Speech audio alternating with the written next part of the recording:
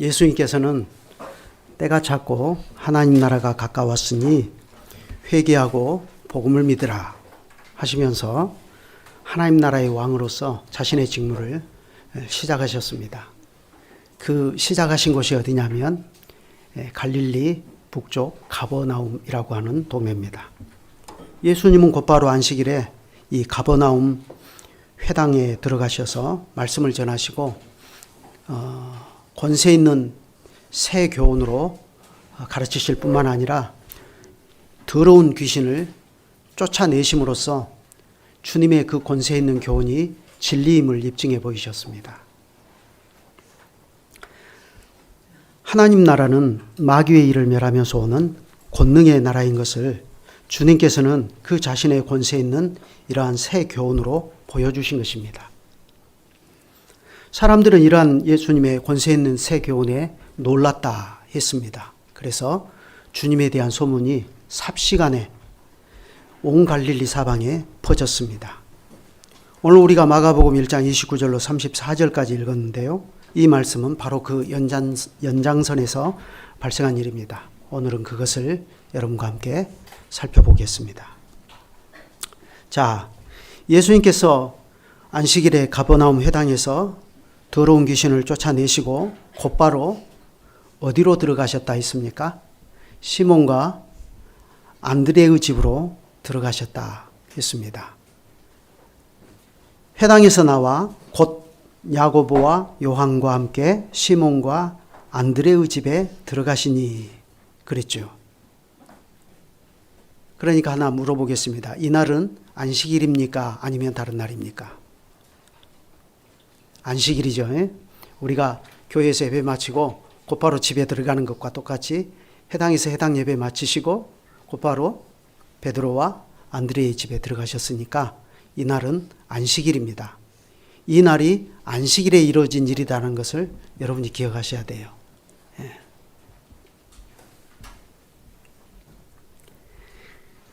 그래 들어가 보니까 무슨 일이 거기에서 벌어지고 있었죠? 베드로의 장모가 열병으로 누워 있었다 그랬습니다. 거기 보니까 베드로의 장모가 열병으로 누웠는지라 했죠.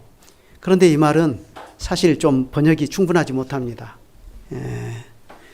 이 말은 원문의 문법을 통해서 보면 이 말은 베드로의 장모가 그냥 어쩌다가 그냥 갑자기 하루 이틀 전에 열병이 나가지고 누운 것이 아니라 오래전부터 만성적으로 이 열병으로 오랫동안 고생을 해오고 있었다. 그런 뜻입니다. 그런데 이러한 열병은 사실 레위기 26장이나 또 신명기 28장을 통해서 보면 이게 하나님의 언약을 배반한 것에 대한 하나님의 언약적인 재앙 중 하나입니다. 이스라엘 백성이 하나님의 언약을 버리고 배반을 하면 이러이러한 재앙이 따를 것이다라고 경고하셨잖아요. 그런데 그 재앙 가운데 하나가 바로 이 만성적인 열병입니다. 그런데 베드로의 장모가 지금 이 상황에서 이런 만성적인 열병으로 오랫동안 고생하고 있었다 하는 데에는 암시가 깔려 있습니다. 그게 어떤 암시죠? 그 당시 죄로 말미암아 오랫동안 이방의 압제에서 신음하고 있던 이스라엘 백성의 상태를 상징적으로 보여주는 암시가 거기에는 깔려 있는 것입니다. 자, 그런 형편인데 예수님께서 그 사정을 돌아보셨습니다.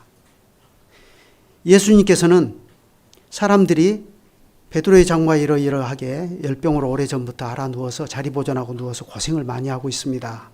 이렇게 여쭈니까 그건 고쳐달라는 얘기죠. 그러니까 예수님께서는 그녀에게 다가가사 그녀의 손을 잡아 일으키셨습니다. 그랬더니 거짓말처럼 열병이 떠나고 여자가 저희에게 수종을 들었다 했습니다. 자, 이것이 본문에서 나오는 첫 번째 사건인데요. 우리가 먼저 여기서 생각할 점이 좀 있습니다.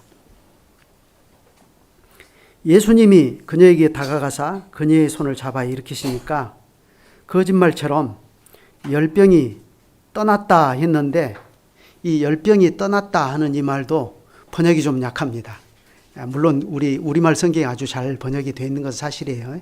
그런데 여러분에게 이 말씀을 좀 더 이해를 돕기 위해서 이 말은 본래 어떤 의미냐면 열병이 그녀를 딱 붙잡고 있다가 더 이상 붙잡지 못하고 포기하고 나가버렸다, 그런 뜻입니다. 그러면 당장 어떤 생각이 들죠?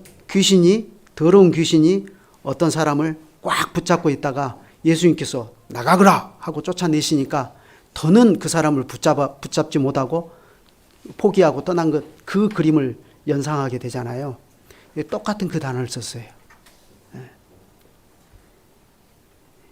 예수님에 의해서 열병이 그동안 오랫동안 이 베드로의 장모를 붙잡고 있으면서 이 장모를 고생을 많이 시켰는데 더는 그렇게 하지 못하고 열병이 그녀를 포기하고 떠났다, 이 말입니다. 그러면 이게 무슨 뜻이 되겠습니까?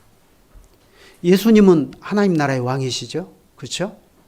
그래, 예수님께서 하나님 나라의 왕으로 오시니까 어때요? 귀신들만 아니라 사람의 죄 때문에 거기에서 파생되는 질병과 같은 것들, 언약의 형벌과 같은 것들, 징계, 재앙 등 이런 것들도 하나님의 나라에서는 더 이상 설 자리를 잃어버리고 쫓겨난다는 뜻입니다. 하나님 나라가 왔다는 것은 그런 것이죠. 물론 이것은 맛보기에 불과합니다. 맛보기예요. 예수님께서 죽은 나사로를 나흘 만에 살려내시잖아요. 그것도 맛보기예요. 장차 이런 큰 부활이 있을 것을 말씀하시면서 살려내시잖아요. 맛보기로. 그렇지만 맛보기라고 해서 우리가 그것을 가짜라고 말할 수 있겠습니까? 백화점에 가면 그 맛보기 먹을 수 있잖아요. 근데 그거 진짜잖아요. 진짜 일부를 지금 맛보기 해주시는 거잖아요. 그래서 하나님께서 하나님 나라의 왕이 오셔서 귀신들만 아니라 사람의 죄 때문에 파생되는 질병과 같은 것들, 또 아까 열병은 언약의 형벌이라고 그랬죠. 이런 것들이 다 떠나는 거예요. 포기하고 하나님 나라에서 자리를 잃어버리고 나가는 거예요. 이런 것들이 실체라는 거예요. 엄연한 실체입니다. 그런 실체가 지금 벌어지고 있는 거예요.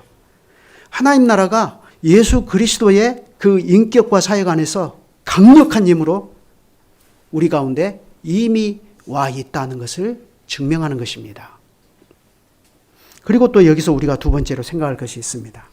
그게 뭐냐면 죄인을 불쌍히 여기시는 예수님의 긍휼입니다. 자, 그건 안식일에 가버나움 회당에서 더러운 귀신을 쫓아내신 이 일과 연관지어서 생각해 보면 알 수 있어요. 그때는 예수님께서 더러운 귀신을 쫓아내실 때 어떻게 쫓아내셨어요? 강력한 권세 있는 세교원으로 명하셨어요. 귀신을 쫓아내셨습니다. 그런데 여기서는 좀 다르게 하시죠. 어떻게 하십니까? 예수님께서는 오랜 열병으로 자리를 보존하고 누워있는 베드로의 장모에게 다가가십니다. 그리고 그녀의 손을 잡아 일으키셨다고 이 상황을 마가는 아주 디테일하게 기록하고 있어요. 그러나 사실 예수님께서 이러한 방식으로 병자들을 고쳐주신 것은 마가복음에서 매우 흔하게 발견되는 일입니다. 당장 1장 41절만 보더라도 그렇지 않습니까? 예수님께서는 문둥병자를 보시고 어떤 감정을 느끼셨다고요? 민망히 여기셨다 그랬습니다. 민망히 여기셨다. 그래서 민망히 여기사 손을 내밀어 저에게 대시며 내가 원하노니 깨끗함을 받으라 하고 이렇게 말씀하셨어요. 그러니까 이런 것은 병을 고치는 예수님의 권위뿐만 아니라 그것만 보여주는 게 아니라 고통받는 자들에 대한 예수님의 긍휼과 그들의 고통에 대한 예수님의 공감도를 보여주는 것입니다. 사람이 공감 능력이 없으면 참 재미없잖아요. 그죠? 참 그 가난한 사람을 보면 저 사람 참 힘들겠다. 공감하는 마음이 생기는 것은 왜 그렇죠? 자기도 그 가난을 겪어봤기 때문에 공감 능력이 생기는 거예요. 천하 없어도 가난을 겪어보지 못한 사람은 가난한 사람의 심정 모릅니다. 가난을 겪어봐야 가난한 사람의 심정을 알아요. 실직을 해봐야 실직한 사람의 심정을 아는 거예요. 그렇죠? 예수님은 우리와 똑같은 고통 가운데 들어오셨기 때문에 그 고통받는 자들의 심정을 너무나 잘 아셔요. 그래서 주님의 공감 능력을 보여줘요. 그래서 같은 사건을 기록한 마태복음에서는 이 사건을 이사야의 예언을 들어서 이 사건의 의미를 설명해 주지 않습니까? 이는 선지자 이사야로 하신 말씀에 우리 연약한 것을 친히 담당하시고 병을 짊어 주셨도다 함을 이루려 함이라 하고 마태복음에서는 의미 부여를 하는 것입니다. 과연 하나님께서 이사야를 통하여 이 말씀을 하실 때 너희는 위로하라, 내 백성을 위로하라 하시면서 이 말씀을 주셨잖아요. 이게 바로 자기 백성을 긍휼히 여기시는 하나님의 심정입니다. 그런데 이러한 하나님의 긍휼이 그분의 백성에게 이러한 위로와 치유를 가져오는 것이에요. 그래서 예수님이 안식일에 베드로의 장모를 고치신 것은 이러한 인격적 접촉을 보여주는 대표적인 예입니다. 예수님께서는 대중의 환호를 위해서가 아니라 사람들에 대한 그분의 깊은 사랑과 그 긍휼의 심정 때문에 병자에게 다가가셔서 병을 고쳐주십니다. 그러한 예수님의 모습은 요한복음에서는 어떻게 비춰집니까? 자기 양을 위해서 자기 목숨을 기꺼이 내어주는 선한 목자로 그 모습이 계시가 되고 있습니다. 이 점에서 예수님은 도둑이나 싹군하고는 차원이 다른 분 아닙니까? 도둑이나 싹군은 자기 이익을 위해서 양들을 훔치고 죽이고 파괴시켜요. 그들의 목적은 양이 아니라 자기예요. 그러나 선한 목자이신 주님께서는 양들에 대한 자기 사랑, 자기 희생적 사랑의 동기에서 움직이셔요. 그게 예수님이십니다. 여러분, 왜 이것을 생각하는 것이 중요하죠? 하나님의 나라가 뭐냐 하는 것을 이런 데서 우리가 배우는 거예요. 하나님의 나라는 죄인을 불쌍히 여기시는 그러한 주님의 긍휼과 함께 오는 나라인 까닭입니다. 그러므로 이러한 하나님 나라의 빛을 받으면 그 사람은 어떻게 되는 거죠? 자기보다 못한 처지에 있는 다른 사람을 불쌍히 여기는 것입니다. 이러한 하나님 나라의 빛을 받으면 그러한 교회에서는 경쟁이 사라져요. 하나님 나라의 빛을 받은 교회에서는 교우들이 서로서로 나보다 남을 낮게 여기는 것이 자연스러운 현상이 됩니다. 그러한 교회의 직분자들은 이방인의 직분자들처럼 군림하고 빼앗는 것이 아니라 허리에 수건을 두르고 제자들의 발을 씻겨주는 그런 주님의 본을 따르게 되는 것입니다. 교회가 하나님의 나라다 하는 것은 그런 거예요. 제가 왜 이 말씀을 드리냐면 이게 바로 당시 서기관들의 지도 아래 있었던 유대 사회와 너무나 다른 모습이기 때문에 그렇습니다. 계속해서 보시죠. 하나님 나라에서 잘 들으셔야 돼요. 가로넣기입니다. 하나님 나라에서 홀로 왕이 되신 예수 그리스도는 마귀와 귀신들에게는 어떤 분으로 다가오는가를 보십시오. 왕이 되신 예수님께서 마귀와 귀신들에게는 도저히 이길 수 없는 강적이고 그들에게 파멸을 불러오는 분이십니다. 그러나 동시에 그분은 자기 백성에게 한없이 자애로우시고 긍휼이 많으신 주님이십니다. 이런 것을 이 안식일의 가버나움 회당에서 더러운 귀신을 쫓아내신 예수님의 모습과 베드로의 장모를 다가가서 손을 잡아 일으켜 주시고 고쳐주시는 그 대비되는 예수님의 모습 속에서 딱 보여주는 거예요. 그러니 이러한 예수님을 따르는 길이 얼마나 즐겁게 따를 수 있겠습니까? 그러니 예수님으로부터 사죄의 은혜를 받은 사람들은 그분을 즐겁게 수종들지 않을 수가 없어요. 그래서 당장 베드로의 장모도 즉시 저희를 수종들었다 하지 않습니까?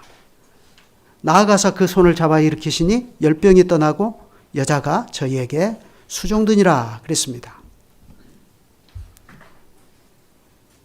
베드로의 장모가 이렇게 즉시 예수님께 수종을 들 만큼 예수님의 병 고침은 즉각적인 것이었고 완전한 회복을 가져왔습니다. 그러니까 뭐 약물을 투여해 가지고 며칠을 기다리게 하고 이런 게 아니고 즉각적이었어요.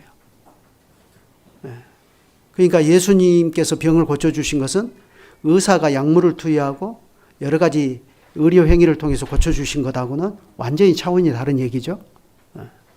하나님 나라가 능력으로 나타난 거예요. 그러자 그 다음에 보면 어떤 일이 또 발생하죠. 이번에는 오늘 본문의 두 번째 사건입니다. 이제 저물어해질 때에 그랬어요. 이 저물어해질 때 이 말에 밑줄 그을 필요가 있어요. 저물어해질 때에 모든 병자와 귀신 들린 자를 예수께 데려오니 온 동네가 문 앞에 모였더라 그랬습니다. 자, 예수님의 소문이 삽시간에 퍼져가지고 그 결과 많은 사람들이 사방에서 병든 사람들과 특별히 귀신 들려서 고통받는 사람들을 많이 데리고 와서 베드로의 집 앞에 장사진을 쳤습니다. 그런데 거기에 아주 특이한 표현이 등장해요. 저물어해질 때 그랬다는 거예요. 저물어해질 때. 이건 좀 우리 상식하고는 안 맞잖아요. 우리 식으로 생각하면 저물어해질 때 병원 가는 일은 극히 어떤 때 가죠? 하루 종일 직장에서 일하고 시간이 없으니까 서둘러서 병원 문 닫기 전에 어여 가야 되겠다. 그렇게 가죠. 저물어해지면 병원 문 닫아버리거든요. 물론 응급실은 열어져 있지만 보통은 응급실 가는 건 아니잖아요. 근데 유대인들은 저물어해질 때 예수님께 데리고 왔다 이거예요. 왜 이렇게 했겠어요? 이게 바로 오늘이 아까 그랬죠. 어떤 날이라는 것을 기억해야 된다? 안식일이라고 하는 것을 기억해야 된다 그랬어요.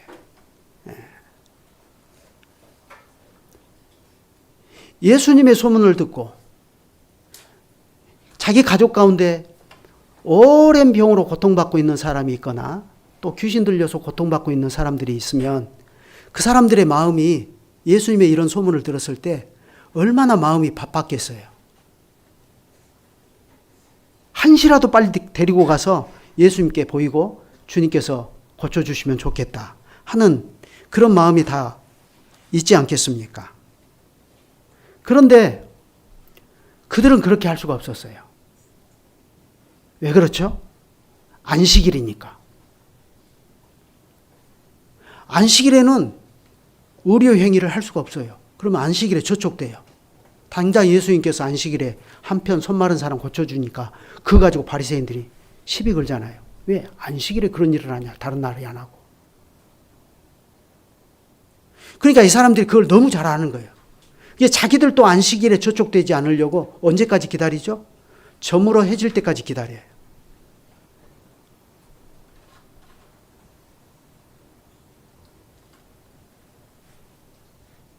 당시 유대인들에게 있어서 안식일은 금요일 저물어해질 때부터 시작해서 토요일 저물어해질 때까지입니다. 그러면 왜 유대인들은 하루의 시작과 끝을 해질 때부터 다음날 해질 때까지 이렇게 정하는 거죠? 우리는 해가 떠서 아침부터 저녁까지를 하루로 계산하잖아요. 그죠? 근데 유대인들은 저물어해질 때부터 다음날 저물어해지기 전까지 그때를 하루로 계산하거든요. 왜 그렇습니까? 그 비밀은 창세기 1장에 있습니다. 창세기 1장에 보면 하루하루를 계산할 때 어떻게 했어요? 저녁이 되고 아침이 되니 그랬어요.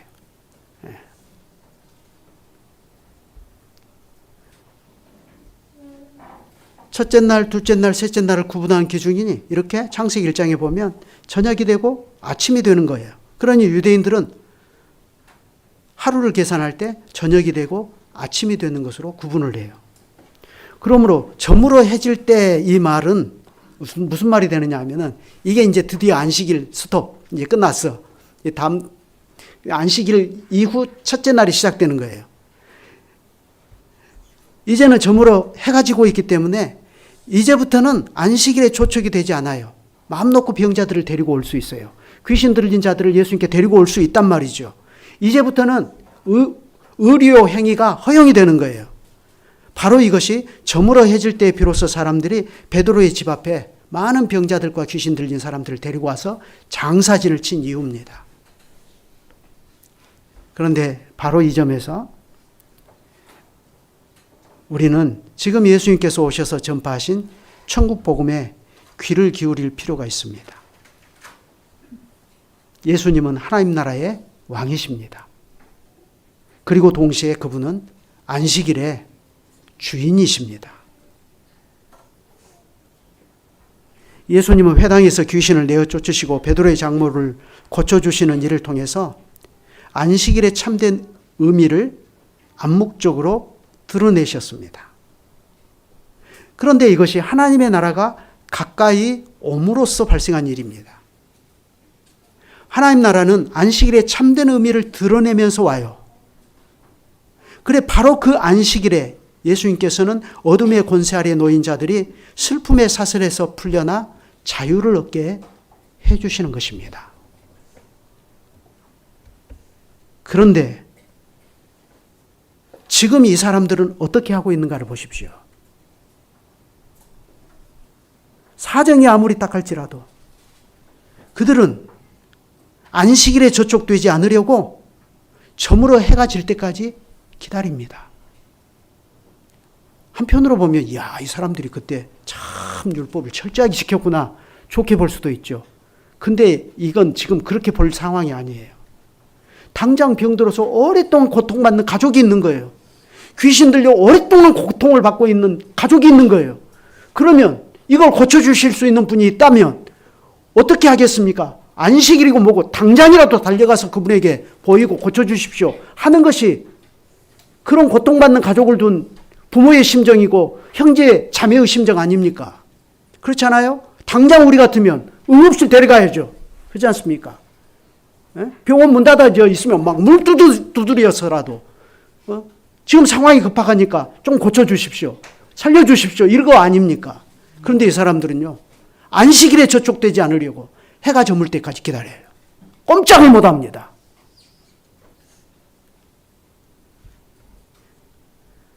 그러면 이 안식일은 뭡니까? 이게 누구를 위한 안식일입니까?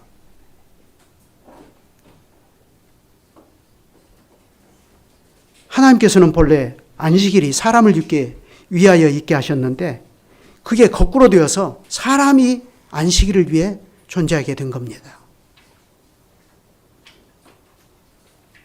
오랫동안 병들어 죽어가고 있는 가족이 있고 오랫동안 더러운 귀신에 들려서 고통받는 가족이 있음에도 불구하고 그들이 예수님께 나오는 데에는 안식일이라고 하는 거대한 장애물이 딱 버티고 있는 거예요.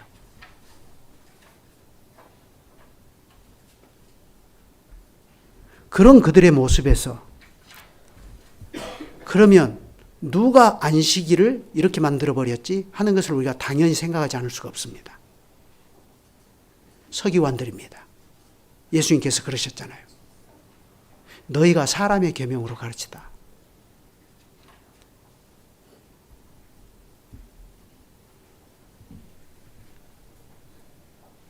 서기관들이 이것을 사람의 계명으로 교훈을 삼아 가르치니까 이게 안식일의 본래 의미와 취지가 무색하게 되고 거꾸로 되어서 이게 사람들을 올가매는 장애물이 되어버린 거예요.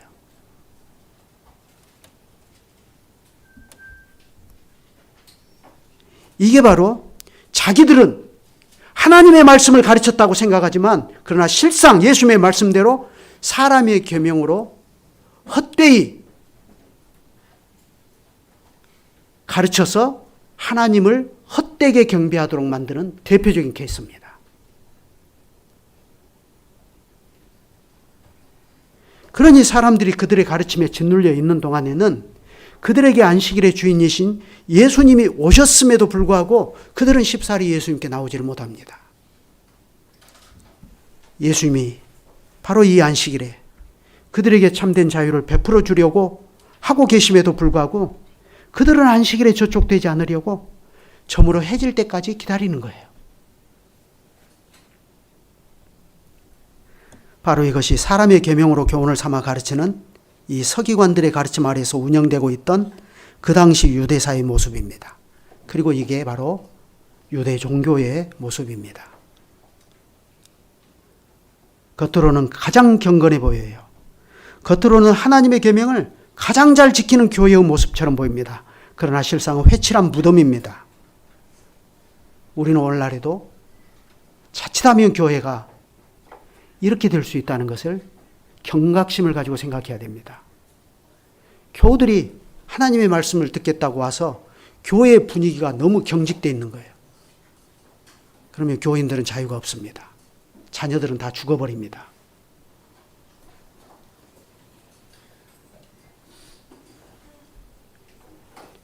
그렇지만 예수님께서는 어떻게 하셨는가를 보십시오. 그들이 저물어 해가 질 때까지 기다렸다가 데리고 온 그 많은 병자들을 아이고 이미 해 떨어져 버렸는데 나 이제부터 쉬어야 되는데 나 모르겠다 이렇게 하셨습니까? 아닙니다.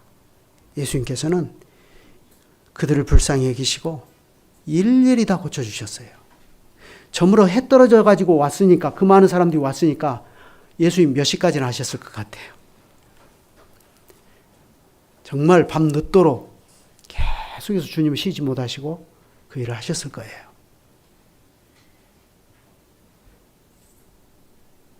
예수님은 자기 이 소매품에 몇 가지 속임수를 가지고 다니면서 보여주기 식으로 마술을 행하는 그런 마술사가 아닙니다. 예수님은 오히려 죄로 말미암아 타락한 피조세계의 회복과 새롭게 함을 몰고 오는 하나님의 나라의 왕이십니다.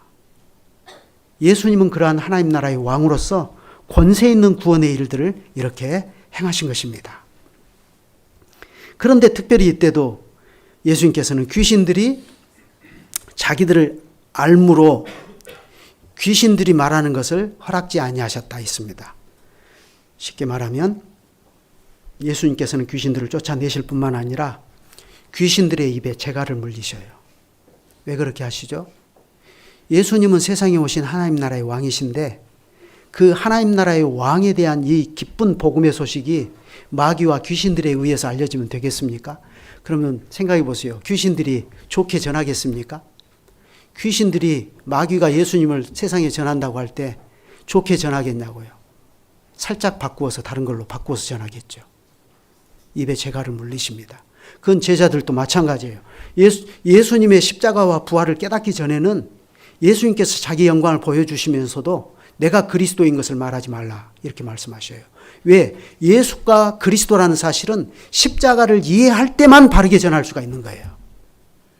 십자가를 이해하지 못하면 주는 그리스도시요 살아계신 하나님의 아들이십니다 하고 백날 고백해도 정작 십자가를 향해 나아가신 그리스도를 주여 안 됩니다 하고 붙잡아 막아버리는 베드로가 되는 거예요. 사탄이 되는 거예요. 그러니 입에 재갈을 물리셔요. 여러분, 누가 복음을 전할 수 있습니까? 십자가를 이해한 사람이 복음을 전할 수 있습니다. 그리스도의 사랑이 십자가를 통해서 찬연하게 빛난다는 사실을 비로소 깨달은 사람이 예수 그리스도는 여러분이십니다. 세상에 오신 하나님의 아들이십니다 하는 것을 비로소 전할 수가 있는 거예요. 그러니 그런 복된 이름을 귀신들의 입으로 전파하지 못하도록 그들의 입에 재갈을 물리십니다. 그렇게 해서 이제 오늘 우리가 읽은 이 본문의 두 가지 사건들이 다 끝났는데 여기서 이제 강설이 끝나면 너무 좋겠죠. 간단하게. 오늘 설교가 몹시 짧구나. 근데 좀 더 기다리셔야 됩니다. 예수님의 가버나움 사역의 교훈을 우리가 생각해 봐야 돼요.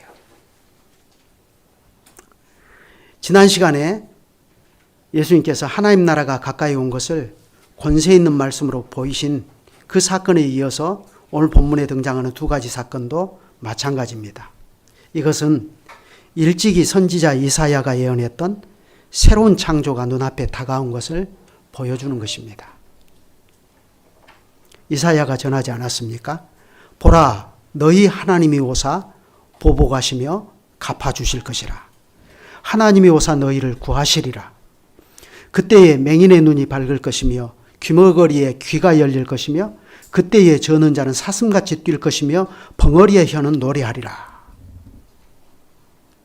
그러니까 이때에 예수님께서 오셔서 보여주신 이 병고침과 귀신을 쫓아내신 일은 이사야 선지자가 과거에 예고한 이 새 시대, 새 창조, 하나님 나라가 왔다는 것을 보여주는 징표입니다. 그런데 오늘날 교회가 이런 것을 오해해서 오늘날에도 교회에서 이러한 병 고침을 위한 신유의 집회가 곳곳에서 행행하고 있습니다. 근데 이건 예수님의 이러한 병 고침의 사역과 귀신을 쫓아내신 이런 사역의 성격을 제대로 이해하지 못해서 그런 것입니다. 물론 오늘날에도 얼마든지 병든 자를 위한 기도는 필요합니다. 야고보는 교회 지도자들에게 병든 자를 위해서 기도할 것과 병 고침을 기대하라고 명하지 않았습니까? 그러나 그렇다고 해서 교회의 목적과 교회의 경건과 교회의 실력이 신유 집회를 통해서 나타난다고 생각하면 안 됩니다. 왜 그러냐면 많은 사람들이 그렇게 오해를 하니까요. 교회의 경건과 실력이 그런 식으로 나타나느냐 그렇게 생각하는 거죠. 그러나 그렇지 않습니다. 실제로 가장 경건한 그리스도인이라도 결국에는 질병이나 노화로 죽습니다. 우리 주님 오시기 전이라면. 그렇기 때문에 우리의 궁극적 병 고침은 어디에 있습니까? 우리의 궁극적인 병 고침은 우리가 그리스도의 얼굴을 맞대고 보는 그 시점입니다. 그러나 그 시점이 오기 전까지는 우리는 여전히 늙고 병들어 고생하다가 언젠가 하나님이 우리를 부르시면 우리도 죽을 것입니다. 그런 점에서 어떤 신학자는 이렇게 말했어요. 이 생은 영혼을 위한 시험 무대일 뿐이다. 이 생은 영혼을 위한 시험 무대일 뿐이라는 거예요.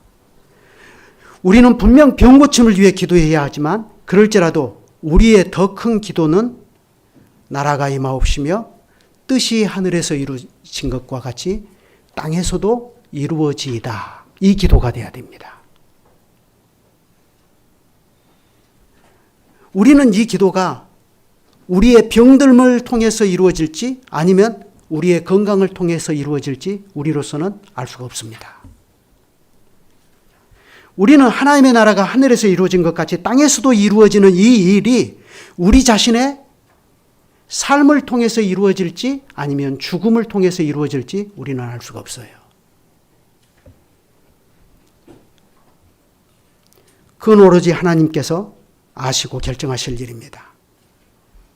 그렇기 때문에 바로 그 점에서 우리는 바울의 고백을 참고할 필요가 있습니다. 어떤 고백이죠? 나의 간절한 기대와 소망을 따라 아무 일이든지 부끄러워하지 아니하고 지금도 전과 같이 온전히 담대하여 살든지 죽든지 내 몸에서 그리스도가 존귀하게 되게 하려 하나니 이는 내게 사는 것이 그리스도니 죽는 것도 유익함이니라. 빌립보서 1장 20절로 21절입니다. 우리도 바울과 같은 고백으로 매일매일을 살아가는 것이 중요합니다. 왜냐하면 그게 바로 하나님의 나라가 다가오기를 기대하는 믿음인 까닭에 그렇습니다. 이제 오늘 강설의 마지막으로 한 가지만 더 생각해 보려고 합니다. 예수님이 하나님 나라의 왕으로 오셔서 특별히 더러운 귀신들을 많이 쫓아내셨습니다. 그래서 그 귀신의 압제하에서 고통받는 하나님의 백성들을 많이 풀어서 자유케 해주시고 그들에게 안식일의 본래의 의미처럼 참된 안식을 그들에게 회복해 주셨습니다. 그렇다면 이때의 예수님이 귀신들을 쫓아내신 일과 오늘 우리는 무슨 상관이라고 생각하십니까?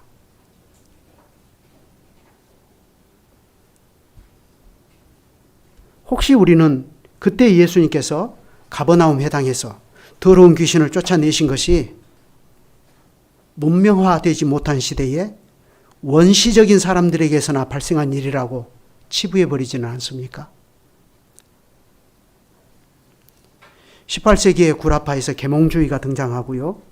합리주의가 득세하면서 진리는 실증적인 과학적 증거를 통해서만 입증이 된다 하고 그렇게 보기 시작했습니다.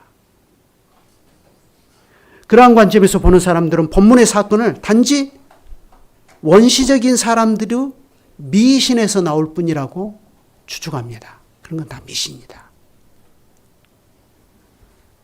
그런데 우리도 암암리에 그러한 사고방식에 젖어 있기 때문에 우리는 예수님이 가버나움에서 더러운 귀신을 쫓아내신 일과 오늘의 날을 연결시켜서 생각하는 데에 많은 어려움을 느껴요. 특히 우리 청소년들과 어린이들은 더더욱 그럴 겁니다. 예수님이 귀신 쫓아내신 거? 그거 나하고 무슨 상관이지? 이렇게 생각이 들거든요. 왜냐하면 나는 귀신 안 들렸거든요. 그렇잖아요? 여기 보니까 귀신 들린 사람 하나도 없어요.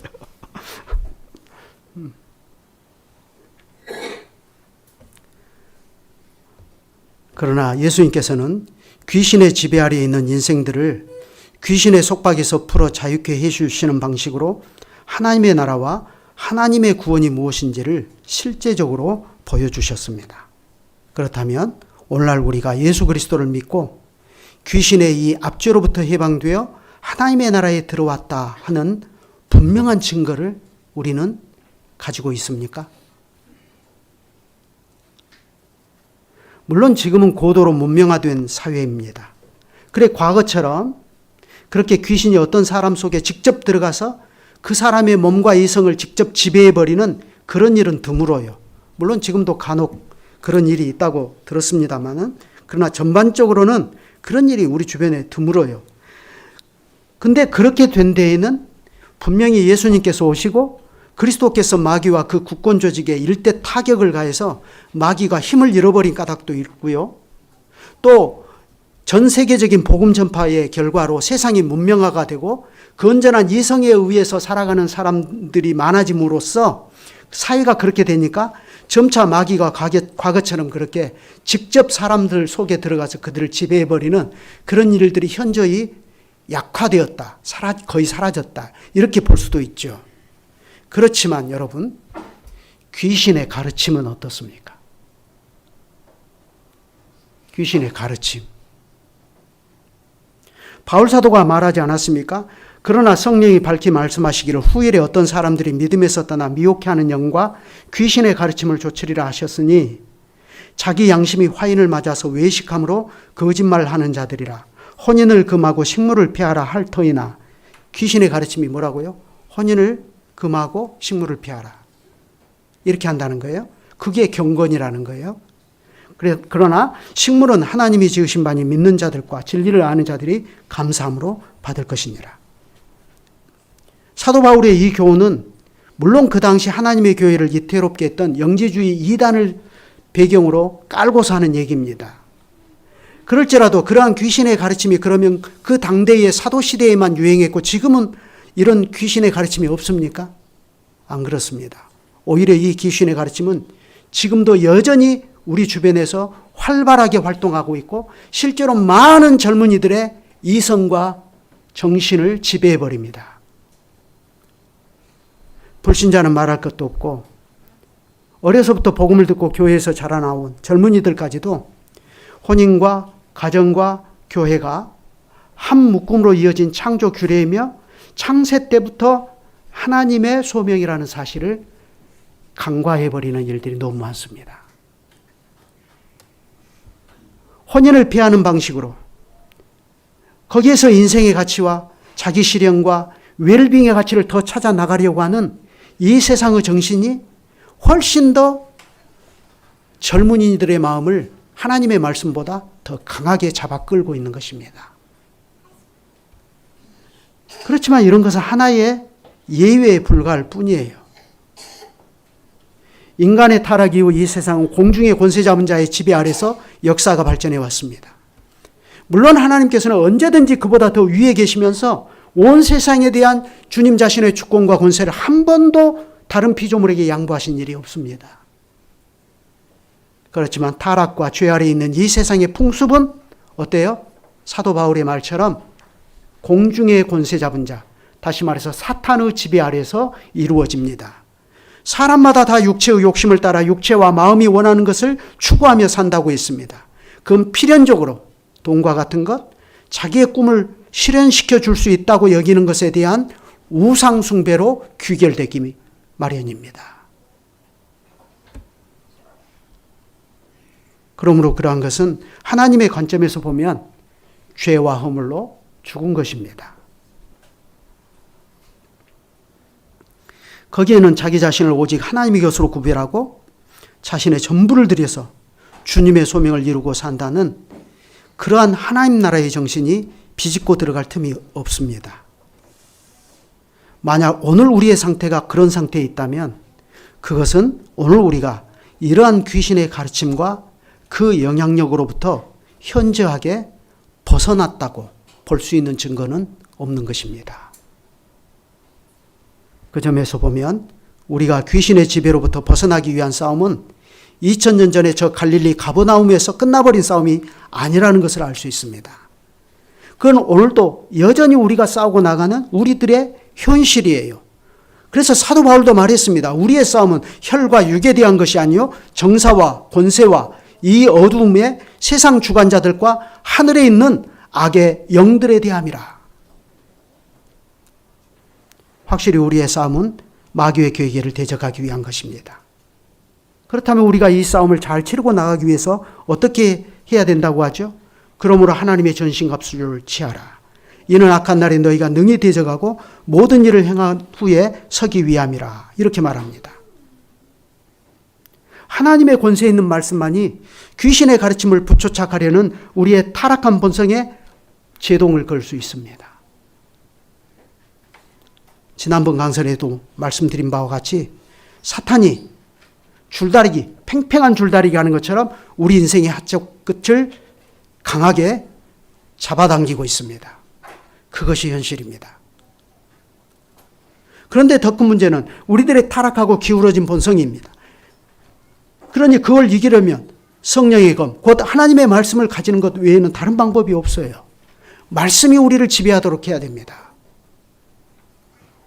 그런데 그러한 것이 우리 인생에서 멀어진다면 우리도 어쩔 수 없이 세상을 지배하는 귀신의 가르침에 따라갈 수밖에 없어요.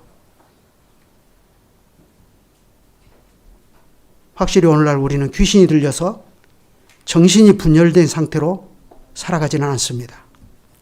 그러나 귀신의 가르침과 그 영향은 매일 매순간 늘 우리 주변에 머물며 우리에게 영향을 미칩니다.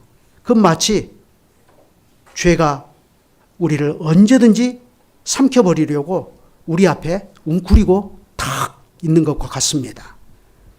우리가 예수 그리스도를 믿고 하나님 나라에 들어온 것이 사실이고 그것을 우리가 확신한다면 우리는 그러한 귀신의 가르침을 분별하고 살아야 됩니다. 비록 그것이 우리의 악한 본성을 거스르는 일이라 할지라도 우리는 귀신의 가르침이 아니라 권세 있는 새 교훈인 우리 주님의 말씀이 우리의 생각과 이성을 그리고 마음을 지배하도록 늘 해야 하는 것입니다. 세상 누가 뭐라고 해도 그렇게 살아가는 것이 하나님의 백성입니다. 그것이 예수 그리스도의 권세로 흑암의 권세에서 해방되어 하나님 나라에 들어온 거룩한 백성의 모습입니다. 기도드리겠습니다. 거룩하신 주님, 오늘도 우리에게 그리스도의 가버나움 사역에 대해서 가르쳐 주시고 하나님 나라의 왕이신 그리스도 안에서 하나님의 나라가 현재 우리에게 어떠한 모습으로 다가와 있는지를 교훈하여 주시니 감사합니다.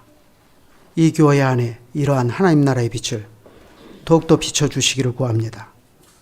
그리하여서 이 교회 안에서는 귀신의 가르침으로 운영되는 세상의 정신이 발붙일 곳이 없게 하시고 그것이 성도의 교제에서만 아니라 한 사람 한 사람 교우들의 신앙 인격과 또 세상을 분별하면서 각자 하나님의 소명을 이루고 살아가는 그들의 일 가운데서도 과연 현저하게 그러한 하나님 나라의 빛이 잘 드러나게 해 주시기를 구합니다.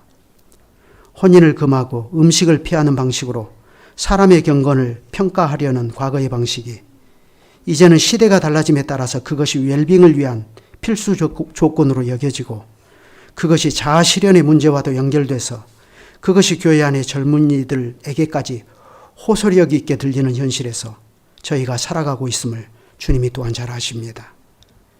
그러나 하나님 나라의 복음이 이 교회 안에 힘있게 역사하게 하여 주셔서 이 교회가 그러한 것에 휘둘림을 당하지 않고 오히려 저희는 이 교회의 머리 되시는 그리스도를 따라 그리스도만이 전부가 되는 그 세계를 더욱 힘있게 이루며 살아가게 하시옵소서. 주 예수 그리스도의 이름으로 기도드립니다. 아멘.